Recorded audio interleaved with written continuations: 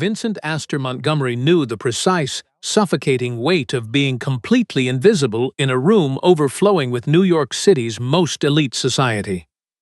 At 42 years old, he had long accepted the bitter reality that his state-of-the-art wheelchair functioned as an impenetrable, unspoken barrier, a heavy steel wall separating him from the vibrant, careless pulse of Manhattan. The wealthy attendees at his philanthropic foundation's annual charity gala deliberately avoided his gaze as if his physical paralysis might somehow infect their flawlessly curated, incredibly privileged lives, leaving him to quietly observe the glittering city's skyline from the shadowed edges of the grand ballroom. Jessica Sterling, a prominent Upper East Side socialite, desperate to maintain her highly publicized, inclusive image, approached him with a practiced, utterly hollow smile plastered across her face. She loudly suggested they pose for one quick photograph together to post on her social media accounts, transparently aiming to showcase her charitable, open-minded nature to her hundreds of thousands of followers. However, the precise moment the hired photographer raised his heavy camera lens, she awkwardly backed away. Muttering shallow excuses about the wheelchair taking up too much space and completely ruining the aesthetic composition before swiftly vanishing back into the swirling crowd. Moments later, Chloe Norton, the relentlessly ambitious daughter of a powerful state senator, stopped by his side with a nervous team of sharply dressed political assistants hovering closely nearby. She spoke rapidly and enthusiastically about a massive potential real estate development project in Brooklyn.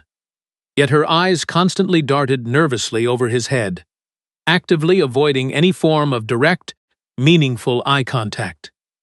When Vincent politely and calmly suggested scheduling a formal business meeting for the following week in his office, she vaguely agreed with forced cheerfulness, though they both inherently understood her executive secretary would never actually place that promised phone call.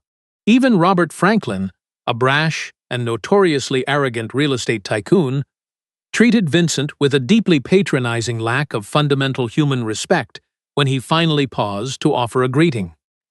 Robert shouted his words painfully slowly and incredibly loudly, mystically assuming that a severe physical disability inherently meant Vincent had also lost his hearing capabilities and basic cognitive functions. Vincent calmly but firmly corrected the oblivious man, noting in a measured tone that his hearing was perfectly fine, which only caused the flustered, embarrassed businessman to make a hasty, ungraceful retreat toward the crowded open bar.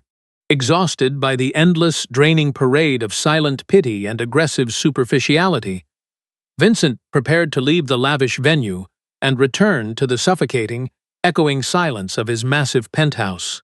Just as he expertly pivoted his motorized chair toward the exit, the lively string quartet began playing a gentle waltz, and elegantly dressed couples gracefully filled the center of the polished dance floor. He watched the swirling gowns and tailored suits with a familiar, deep ache of profound exclusion, knowing with absolute certainty that he would never be invited to partake in such a simple, joyful human tradition.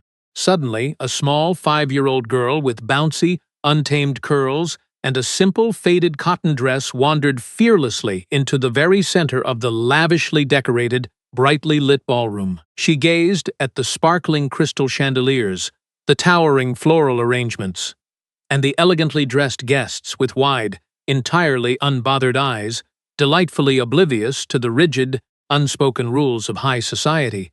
Her modest clothing sharply contrasted with the sea of designer gowns and expensive silk tuxedos. Yet she moved with an innate, confident grace that immediately captured Vincent's undivided attention. Instead of staring with nervous fear or asking the painfully inappropriate questions that most young children instinctively blurted out, the little girl locked her bright eyes with Vincent's and offered him the brightest, most genuine smile.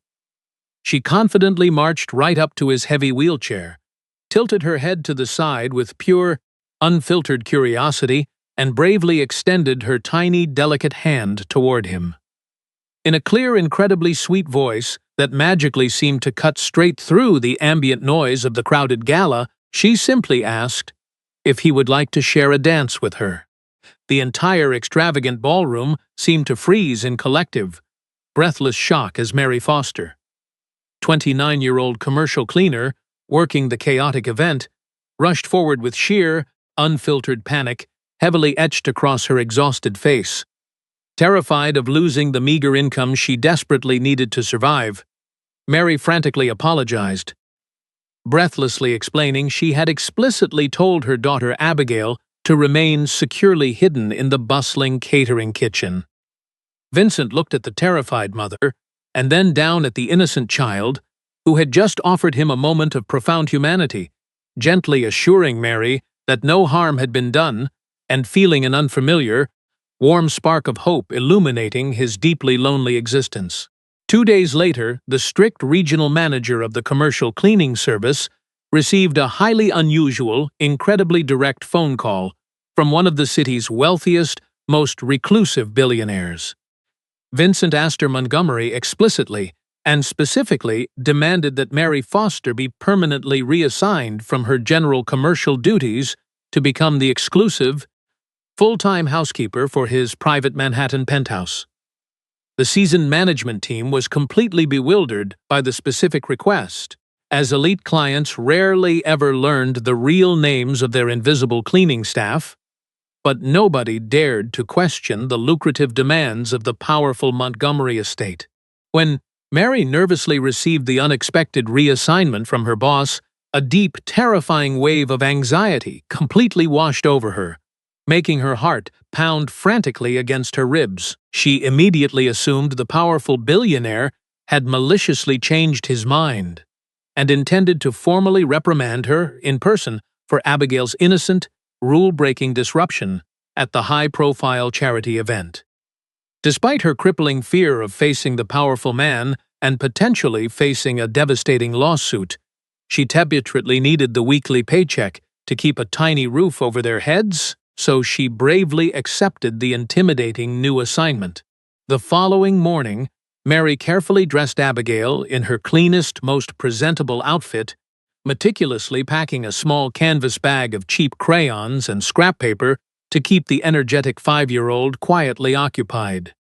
They rode the crowded subway from their modest neighborhood to the incredibly wealthy Upper East Side, navigating past stern, unsmiling security guards and riding a private, mirrored elevator directly up to the top floor. When the polished doors silently slid open, Vincent was already patiently waiting in the expansive foyer in his wheelchair, greeting them with a soft, incredibly welcoming demeanor that immediately miraculously eased Mary's heavy tension. Vincent guided them into the sprawling, impeccably clean living room, its massive floor-to-ceiling windows offering a breathtaking, uninterrupted panoramic view of the bustling, endless city stretching out far below them.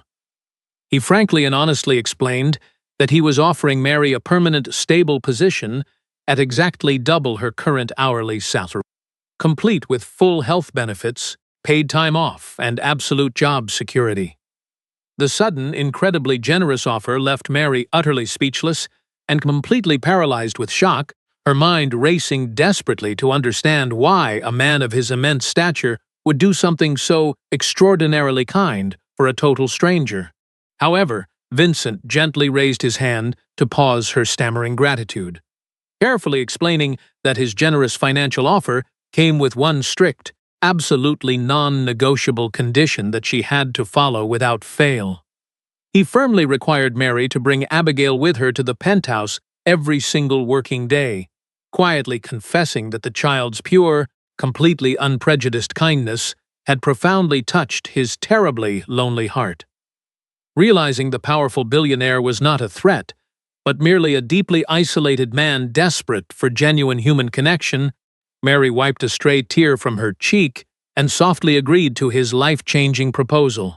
Within one single week, the formerly sterile, emotionally cold, and echoing penthouse was thoroughly and wonderfully transformed by the vibrant, unstoppable energy of a curious, endlessly joyful little girl. Abigail fearlessly explored every lavish corner of the massive residence, constantly asking Vincent millions of questions about his massive personal library, the towering city skyline, and the complex, fascinating mechanics of his heavy motorized wheelchair. Instead of finding her exhausting or intrusive, Vincent quickly discovered that answering her endless questions and actively listening to her animated, imaginative stories brought an unprecedented, beautiful rhythm and profound joy to his quiet daily routine. One rainy afternoon, Abigail pulled a sheet of cheap, colorful, $1 stickers from her small canvas backpack, excitedly asking if she could decorate his expensive, custom-built medical chair to make it look happier. Although the sleek imported medical equipment was worth significantly more than a luxury sports car, Vincent simply smiled, a genuine smile, and gave her full, enthusiastic permission to turn it into her personal, colorful canvas. Soon, the dark metal frame was proudly adorned with bright pink flowers, shiny golden stars, and smiling cartoon butterflies, transforming his greatest physical barrier into a beautiful, undeniable symbol of their blossomed friendship. The next morning, Abigail proudly presented Vincent with a hand-drawn picture featuring a simple stick figure man in a flowery wheelchair, standing happily beside a small girl beneath a massive, bright yellow sun. For the very first time in his entire adult life, the wealthy billionaire took a simple plastic magnet and proudly displayed the colorful, messy artwork right on the front of his pristine stainless steel refrigerator. Every single time he went to the massive kitchen to pour himself a glass of cold water, he looked at that innocent drawing, and a genuine, unburdened smile effortlessly spread across his handsome face. As the quiet weeks smoothly and naturally transitioned into comfortable months, the comforting daily routine at the penthouse solidified into something that felt remarkably and beautifully like a real, functioning household. Mary efficiently and meticulously managed the cleaning and organization, but she also gradually let her heavy defensive guard down, occasionally joining Vincent and Abigail for an afternoon cup of warm tea or a shared, laughter-filled lunch. Vincent's overall physical demeanor softened dramatically.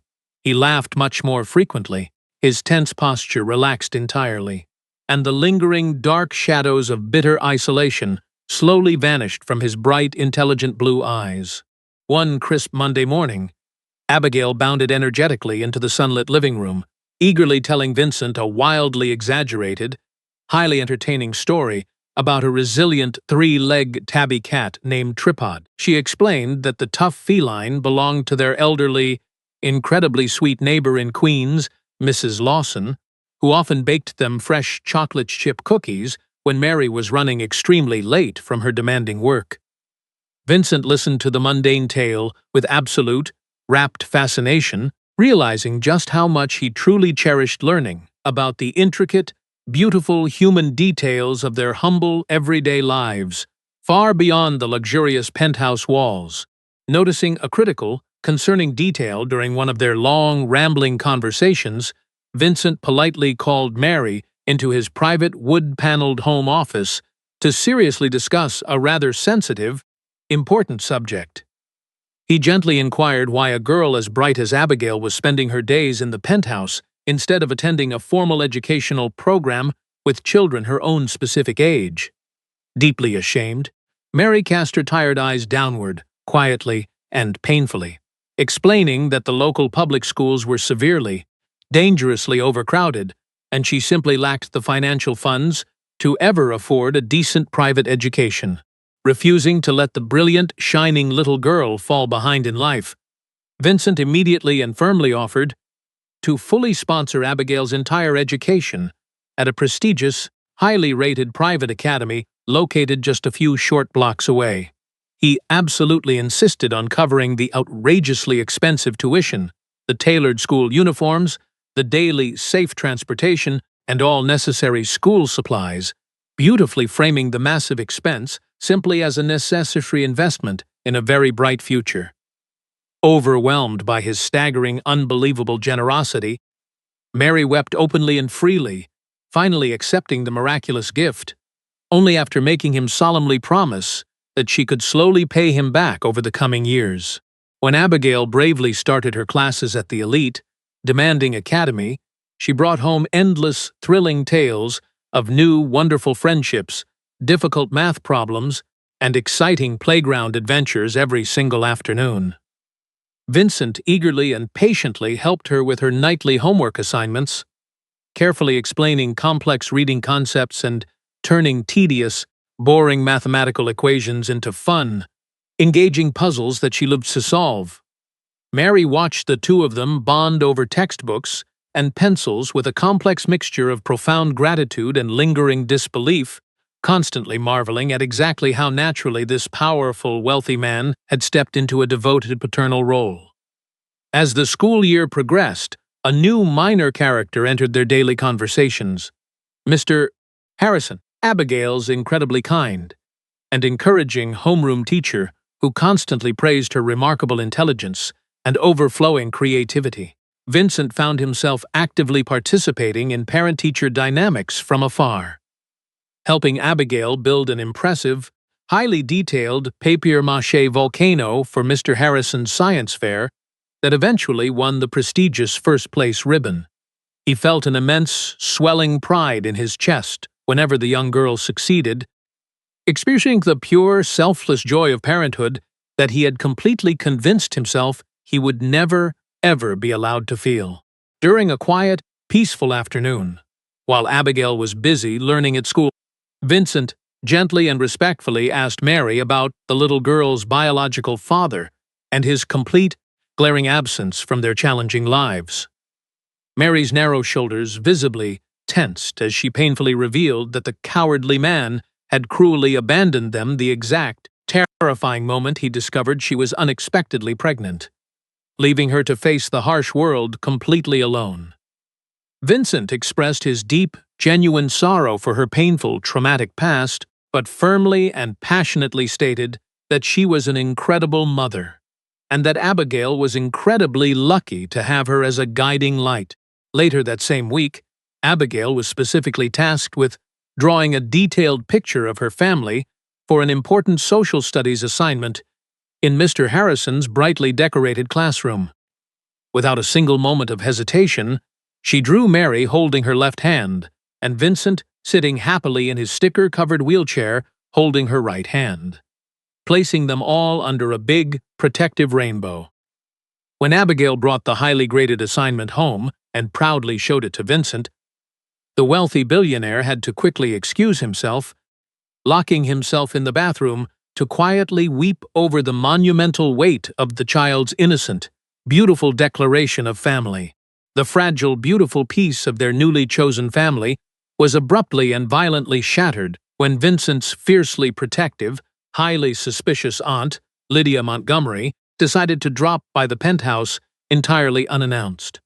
At 58 years old, Lydia was a formidable, elegant woman who had raised Vincent since his parents tragically passed away, and her deep love was heavily wrapped in suffocating, paranoid layers of intense overprotection.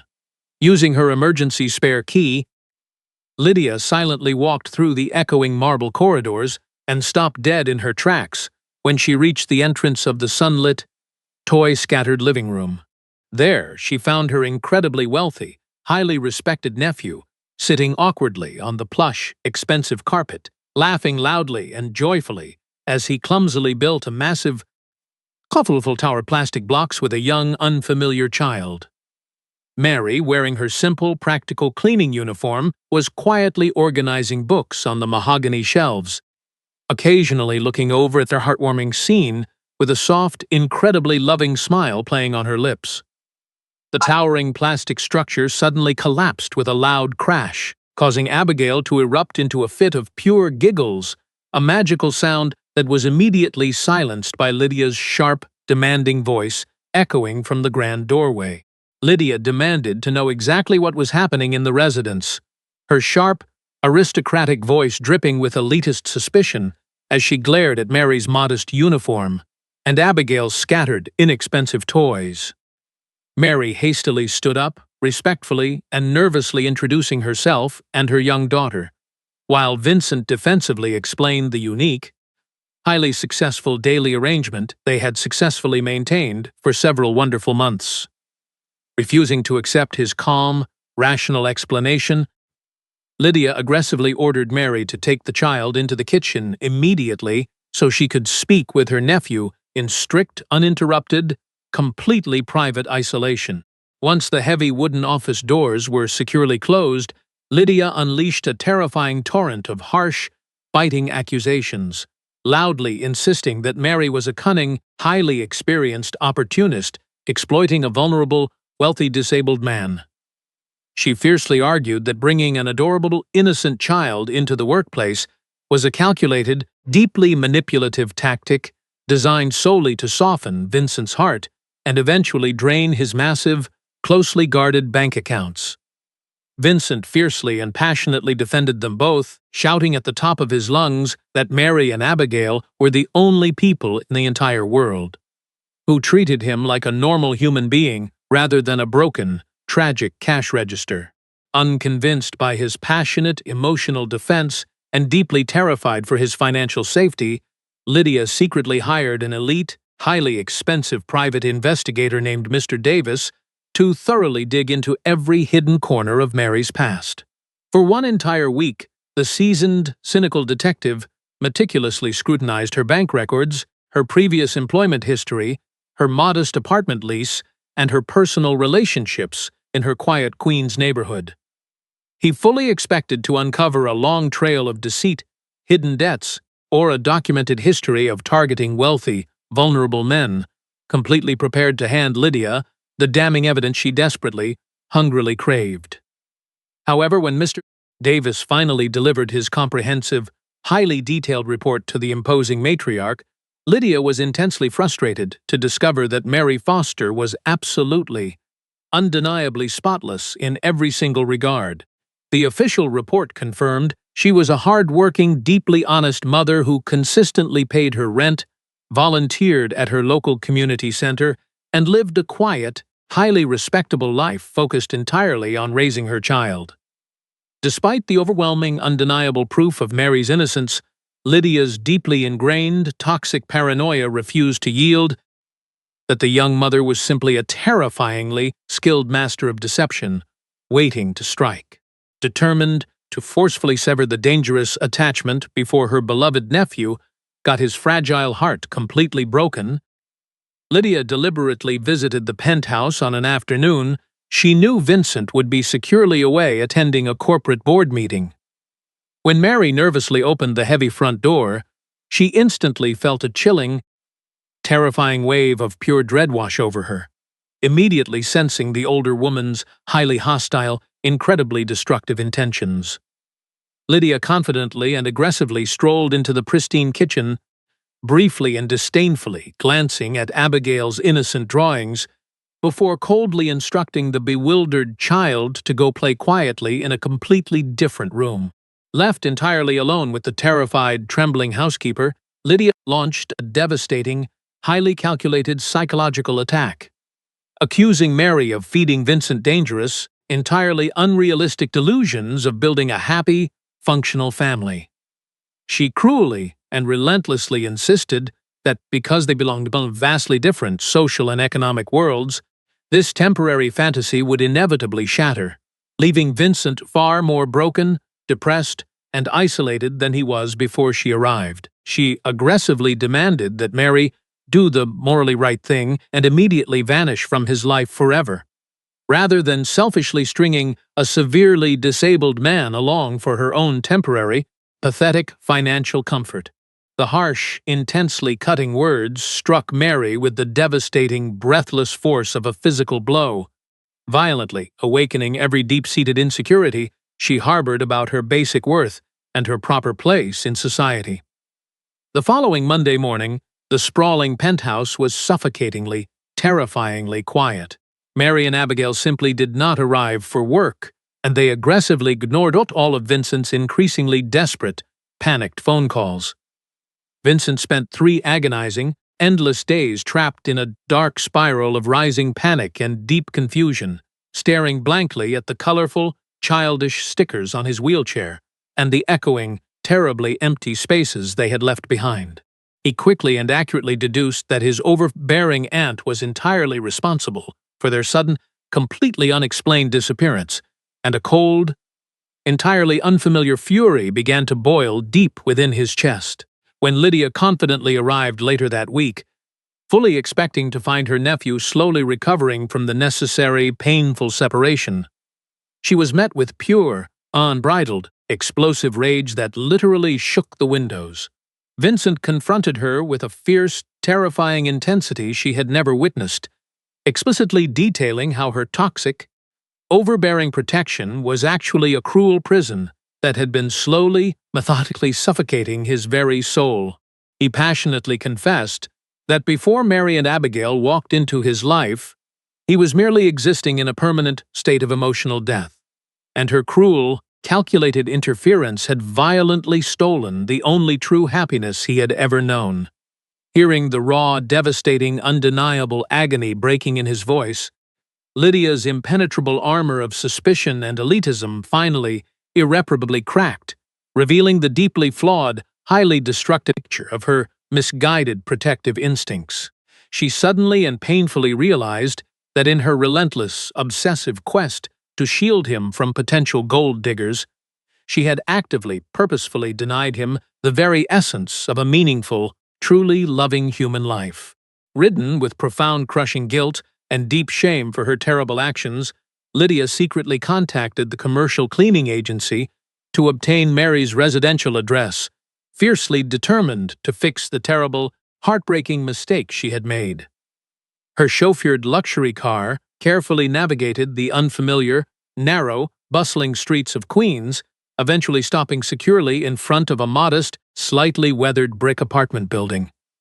She slowly climbed the narrow stairs and knocked heavily on the peeling door, finding Mary looking utterly exhausted, her eyes red, swollen, and entirely devoid of light from days of relentless, silent crying.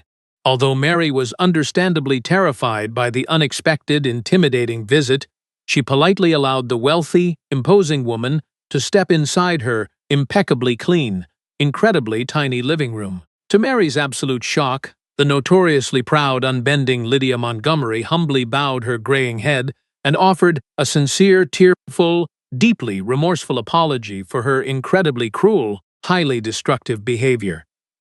Lydia openly and painfully confessed her lifelong, paralyzing fear of seeing Vincent used and discarded, admitting that her deeply rooted cynicism had completely, tragically blinded her to the genuine, beautiful love blossoming right in front of her. Lydia desperately begged Mary to forgive her terrible ignorance and to bravely return to the penthouse, passionately arguing that true, enduring love and family never recognize the artificial, meaningless boundaries of wealth or class. Just as Mary was quietly processing the staggering, unbelievable reversal, little Abigail emerged slowly from the bedroom, holding a fresh, highly colorful drawing depicting the three of them holding hands tightly. Looking at her daughter's deeply hopeful eyes and listening to Lydia's desperate, tearful pleas, Mary finally realized that running away out of fear was a much greater, more permanent tragedy than staying and fighting for their happiness. With a tremulous, incredibly relieved smile, Mary quickly packed a small overnight bag, took Abigail's small, warm hand in hers, and bravely followed the older woman back down to the waiting luxury car. When the private elevator doors finally slid open at the penthouse, Vincent was staring blankly out the massive window, his broad shoulders slumped in total, devastating defeat. At the familiar, joyful of Abigail's loud shout, he spun his motorized wheelchair around, hot tears instantly blurring his vision as the little girl sprinted across the massive room and practically tackled him with a fierce hug. Mary walked in slowly behind her, her own eyes shining with thick, unshed tears, and Vincent reached out desperately, pulling her down into a clinging, powerful embrace that communicated absolutely everything words could not. In the highly emotional presence of his quietly weeping aunt and the little girl holding tightly onto his chair, Vincent looked deeply into Mary's beautiful eyes and made a bold, completely unwavering declaration. He stated firmly that he no longer wanted her there as an employee.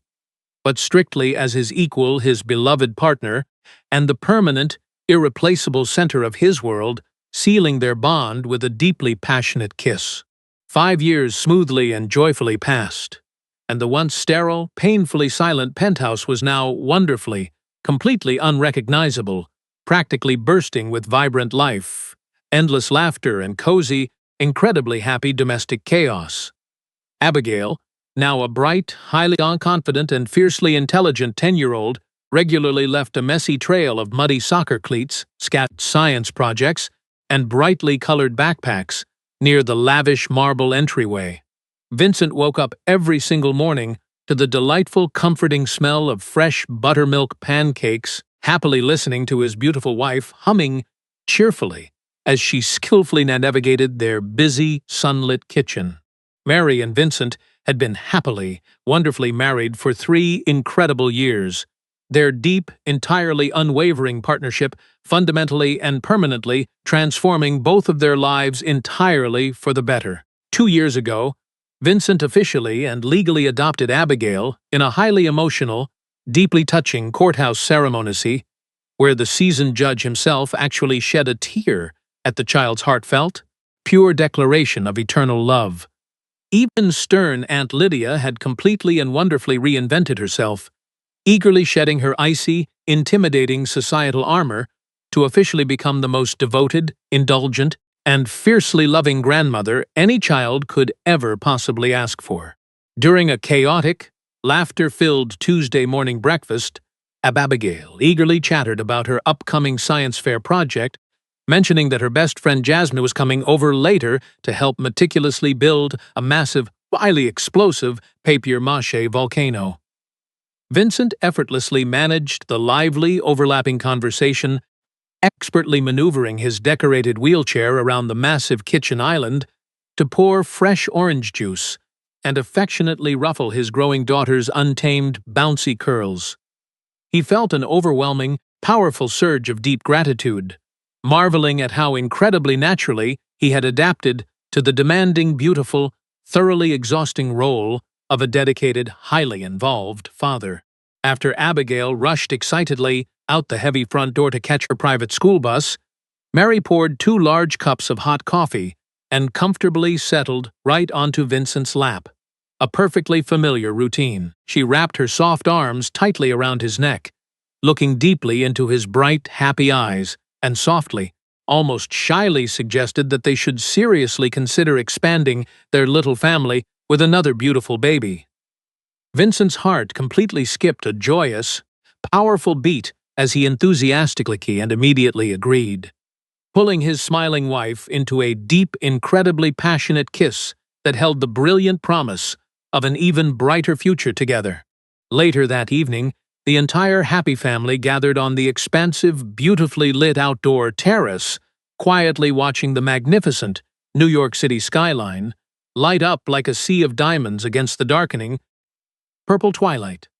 Lydia was quietly reading a thick storybook to a thoroughly exhausted Abigail, while Mary rested her head gently on Vincent's sturdy shoulders, purple, perfectly content and safe in the peaceful, highly comforting silence.